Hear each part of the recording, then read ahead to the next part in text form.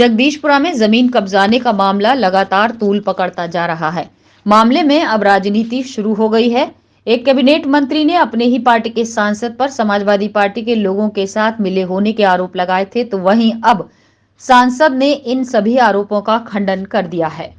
आपको बता दें कि बीते दिनों आगरा के थाना जगदीशपुरा क्षेत्र में किसान की जमीन पर कब्जा कराने का पुलिस ने प्रयास किया था, जिसके बाद तत्कालीन police commissioner doctor Pritinder Singh ने पुलिसकर्मियों को सस्पेंड करने के साथ ही मुकदमा दर्ज किया था। इस पूरे मामले को लेकर कैबिनेट मंत्री ने प्रेस कॉन्फ्रेंस की और प्रेस कॉन्फ्रेंस में सपा नेता मनोज यादव पर इस पूरे मामले में कब्जा करवाने के आरोप लगाए। साथ ही साथ सपा नेता के ऊपर पार्टी के ही नेताओं के हाथ रखने की बात कही। इसी को लेकर आज फतेहपुर सीकरी से सांसद और किसान मोर्चे के राष्ट्रीय अध्यक्ष राजकुमार चाहर ने प्रेस वार्ता की और कहा कि पूरे मामले की निष्पक्ष जांच होनी चाहिए। अगर इस पूरे मामले में राजकुमार चाहर जरा सा भी इन्वॉल्व होते हैं तो वो अपने राजनीतिक जीवन से संन्यास ले लेंगे। वहीं उन्होंने कहा कि इस पूरे मामले में जो भी दोषी हैं उसके खिलाफ सख्त से सख्त कानूनी कार्रवाई होनी चाहिए। मेरा कहना ये है कि जमीन का जुड़ा हुआ विषय और अपराध, इसमें मोटिव देखा जाना चाहिए। ये जांच का विषय है और मैं चाहूंगा इसमें जो नए सीपी आए हैं वो और प्रशासन के भी अधिकारी, ये दोनों मिलकर एक टीम बनाएं और उस टीम में जांच को करें। इस जांच में जो भी दोषी आए, जो भी दोषी हो, बिंदुवार जांच करें, गहनता से जांच करें, विस्तृत जांच करें। और जांच का तो बड़ा स्पष्ट है। जो थानाध्यक्ष ने, मैं केवल उस घटना चक्र पे बोलूंगा, बाकी मुझे किसी से कोई व्यक्तिगत टिप्पणी नहीं करनी।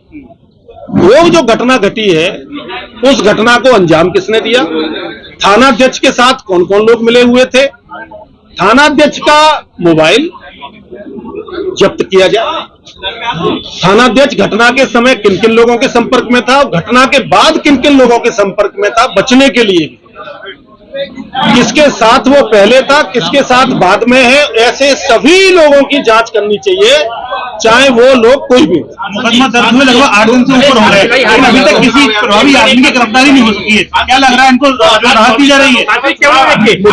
मुझे लगता है कि नए सीपी रविंद्र गौड़ जी आए हैं।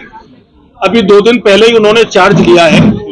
निश्चित रूप से ये पूरे मामले की गहनता के साथ वो जांच कर रहे होंगे और मैं उम्मीद कर सकता हूं कि नए सीपी की भी छवि बहुत अच्छी है। निश्चित रूप से वो बड़ी ईमानदारी के साथ, सत्यता के साथ जांच करेंगे और जांच में जो भी दोषी हो उनके खिलाफ कार्रवाई करेंगे, ऐसा मैं विश्वास के साथ। एक सवाल है, आज का लोकसभा चुनाव और यहाँ एक माननीय आपके राजनीतिक कैरियर पर टिप्पणी आप खा रहे हैं, तो क्या लगता है आपको कि राजनीतिक हिरास हो रहा है आपका, ये जो आगामी तैयारियां हैं तो उसको लेकर क्या महसूस? भारतीय जनता पार्टी का कभी राजनीतिक हिरास नहीं हुआ।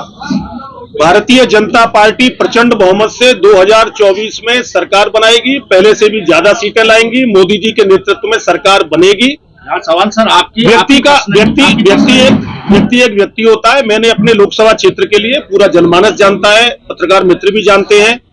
4000 करोड़ की गंगाजल की योजना से लेकर, अंतर्राष्ट्रीय आलुओं का अनुसंधान केंद्र से लेकर, अटल आवासीय विद्यालय से लेकर, ITI से लेकर, राजकीय महाविद्यालय से लेकर, मिनी स्टेडियम से लेकर, पॉलिटेक्निक कॉलेज गर्ल्स से लेकर, इतने बड़े 2019 से लेकर 2024 आज तक इतने बड़े काम मेरे निवेदन पर उस सरकार ने डायरेक्ट करके मोदी जी ने, योगी जी ने दिए हैं।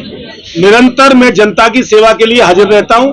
देश भर में संगठन के कार्य से भी जाता हूं, संगठन का भी कार्य करता हूं और अपनी समाज का भी काम करता हूं। आपकी पर्सनालिटी पर कोई राजनीतिक हिरासमेंट आप? मुझे तो लगता है कि व्यक्तिगत रूप से मेरी छवि राजनीति में बहुत स्वच्छ और साफ सुथरी है। आज तक कभी मेरी छवि पर एक दाग तक कोई नहीं है, मैं बता सकता हूं।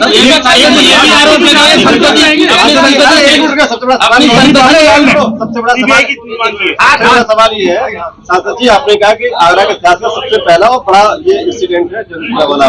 पहली बार हम देख रहे हैं बीजेपी के 2 धड़े आपस में लड़ रहे हैं, एक धड़ा आपका माना जा रहा है, दूसरा योगेंद्र उपाध्याय लड़ रहा है। मैं किसी से नहीं लड़ रहा, ये टकराव आगे इसमें कोई धड़ा नहीं लड़ रहा, न योगेंद्र जी लड़ रहे न हम लड़ रहे, कोई नहीं।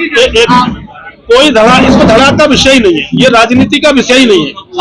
मैं स्पष्ट ये भी माना जा रहा है। एक मिनट, अरे एक मिनट भाई साहब, सीकरी के अरे मेरी बात चल रही है यहाँ अब ये पता नहीं कहां से क्या बातें आ रही हैं। ये मुझे लगता है कि ये मुद्दा ही नहीं है इन सब बातों को करने का। असली मुद्दा है, देखिए मुद्दे को ध्यान को न भटकाने की कोई और कोशिश करे ना आप करें। असली मुद्दा क्या है? असली मुद्दा है एक पीड़ित परिवार के साथ खड़ा होना। राजकुमार चाहर अगर पीड़ित परिवार के साथ खड़ा होता है तो इसमें राजनीति क्या है? क्या राजनीति है इसके अंदर? राजकुमार चाहर भाजपा का कार्यकर्ता है, राजकुमार चाहर संघ का स्वयंसेवक है, राजकुमार चाहर सत्य के मार्ग पर चलने के लिए राजनीतिक क्षेत्र में आया है। राजकुमार चाहर के दामन पर किसी प्रकार का आज तक कोई दाग नहीं है। अन्याय के खिलाफ लड़ा हूं, अन्याय के खिलाफ हमेशा लड़ता रहूंगा। मुख्यमंत्री योगी आदित्यनाथ जीरो टॉलरेंस की नीति पर काम कर रहे हैं, लेकिन आगरा में कई मंत्री जमीन विवाद में घिर रहे हैं, इस पर क्या कुछ कहेंगे? देखिए, कुछ बातें प्रेस के सामने की होती हैं, कुछ बातें राष्ट्रीय नेतृत्व और प्रदेश नेतृत्व संज्ञान में लेता है। मैं किसी व्यक्ति के बारे में अगर कोई संगठन या सरकार मुझसे कहीं पूछेगी तो मैं उस पर टिप्पणी करूंगा। मेरा किसी व्यक्ति के बारे में कोई टिप्पणी नहीं। सांसद जी, मंत्री का साफ तौर कहना यह है कि दूसरे संसदीय क्षेत्र के सांसद दूसरे संसदीय क्षेत्र में जा रहे हैं, कहीं ना कहीं इसमें कुछ क्योंकि वो जाति की नहीं है और पार्टी से जुड़े हुए हैं, फिर उनका इंटरेस्ट क्या है? देखिए, वो आदरणीय जी ने अपने हिसाब से कुछ बोला होगा, मैं उस पर कोई बहुत टिप्पणी नहीं कर सकता। लेकिन मैं समझता हूं मैंने पत्रकारों ने जिस विषय को उठाया उसको मैंने संज्ञान में लिया और उसको संज्ञान में लेकर उस पथ पर मैं चला जो आप लोग सत्यता के पथ पर चल रहे थे। वो मेरा फर्ज है। सीबीआई जांच की मांग है जी, अच्छा ये भी है कि आपके द्वारा सीबीआई जांच की मांग के लिए पत्र नहीं, मैंने अभी कोई सीबीआई जांच की मांग नहीं की है। मैं इतना जरूर कहना चाहूंगा, मेरे पीड़ित परिवार से मिलने के बाद फिर मैं कहूंगा मैं रवि कुशवाहा को आज भी नहीं जानता हूं। रवि कुशवाहा मुझसे आज तक भी नहीं मिले होंगे। मैंने आपको पहले भी बताया, सच्चाई के साथ गया। मेरी धर्मपत्नी अगले दिन उसको परिवार को एक मानवता के आधार पर इंसानियत के नाते गई। और मैं तो शहर भर के समाज सेवियों से भी कहना चाहूंगा, जिनके होर्डिंग मैंने बड़े बड़े शहर के अंदर लगे देखे, कि वो समाज सेवी भी जाकर उस ऐसे परिवारों की सेवा किया करें। और मैं पार्टी के जिलाध्यक्ष भाई गिरिराज सिंह कुशवाहा जी को भी धन्यवाद दूंगा कि वो पीड़ित परिवार से मिलने गए। मैं फतेहपुर सीकरी के विधायक बाबूलाल जी को भी धन्यवाद दूंगा कि वो पीड़ित परिवार से मिलने गए। पुलिस ने